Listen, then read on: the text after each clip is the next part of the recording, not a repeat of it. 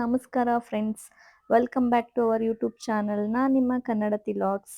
ಇವತ್ತಿನ ವಿಶೇಷ ಏನಂದ್ರೆ ಕಡಲೆ ಬೀಜದ ಚಟ್ನಿ ಅಥವಾ ಶೇಂಗಾ ಚಟ್ನಿ ಅಂತ ಕೂಡ ಕರಿಬಹುದು. ಇದಕ್ಕೆ ಬೇಕಾಗಿರೋ ಇಂಗ್ರೀಡಿಯೆಂಟ್ಸ್ ನೋಡ್ಕೊಂಡು ಬರೋಣ ಬನ್ನಿ. ಮೊದಲಿಗೆ ನಾನು 6 ಮೆಣಸಿನಕಾಯಿನ ಸುಟ್ಟು ಹಾಕೊಂಡಿದ್ದೀನಿ. ಒಂದು ಬೆಳ್ಳುಳ್ಳಿನ ಸುಟ್ಟು ಅದ್ರ ಸಿಪ್ಪೆ ತೆಗೆದು ಹಾಕೊಂಡಿದ್ದೀನಿ.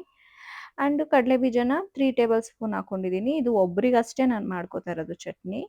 ಸೊ ನೀವು ನಿಮ್ಮ ಮನೆಯಲ್ಲಿ ಎಷ್ಟು ಜನ ಇದ್ದಾರೆ ಅದ್ರ ಕನ್ಸಲ್ಟೆನ್ಸಿ ನೋಡಿ ನೀವು ಮಾಡ್ಕೋಬಹುದು. ನಾನು ಸ್ವಲ್ಪ ಕರಿಬೇವು ಜಾಸ್ತಿನೇ ಸೇರಿಸ್ಕೊಂಡಿದ್ದೀನಿ. ಅರ್ಧ ಟೇಬಲ್ ಸ್ಪೂನ್ ಜೀರಿಗೆ, 2 ಟೇಬಲ್ ಸ್ಪೂನ್ ಅಷ್ಟು ಕಾಯಿ ತುರಿನ ಸೇರಿಸ್ಕೊಂಡಿದ್ದೀನಿ. ಮತ್ತೆ ಸ್ವಲ್ಪ ಕೊತ್ತಂಬರಿ ಸೊಪ್ಪು. ನಾನಿಲ್ಲಿ ಬೆಳ್ಳುಳ್ಳಿ, ಮೆಣಸಿನಕಾಯಿ ಮತ್ತೆ ಕರಿಬೇವನ್ನ ಸುಟ್ಟು ಹಾಕೊಂಡಿದ್ದೀನಿ.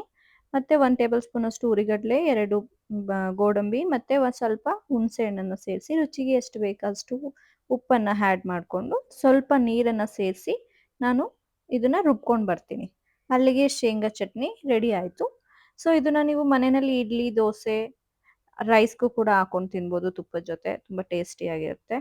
ಸೊ ನೀವು ಕೂಡ ಮನೆಯಲ್ಲಿ ಟ್ರೈ ಮಾಡಿ ಕಮೆಂಟ್ ಸೆಕ್ಷನಲ್ಲಿ ನನಗೆ ಮೆಸೇಜ್ ಮಾಡಿ ಹೇಗಿದೆ ಅಂತ.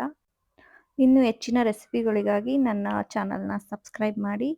ನನ್ನ ವಿಡಿಯೋನ ನೋಡ್ತಿರೋರಿಗೆ ಥ್ಯಾಂಕ್ ಯು. ನಿಮ್ಮ ಫ್ರೆಂಡ್ ಸರ್ಕಲ್ಲು ಮತ್ತು ಫ್ಯಾಮಿಲಿ ಸರ್ಕಲ್ಗೂ ನನ್ನ ವಿಡಿಯೋನ ಶೇರ್ ಮಾಡಿ, ಸಬ್ಸ್ಕ್ರೈಬ್ ಮಾಡಿ, ಲೈಕ್ ಮಾಡಿ, ಬೆಲ್ ಬಟನ್ನ ಪ್ರೆಸ್ ಮಾಡೋದನ್ನ ಮರಿಬೇಡಿ. Thank you. ಬಾಯ್.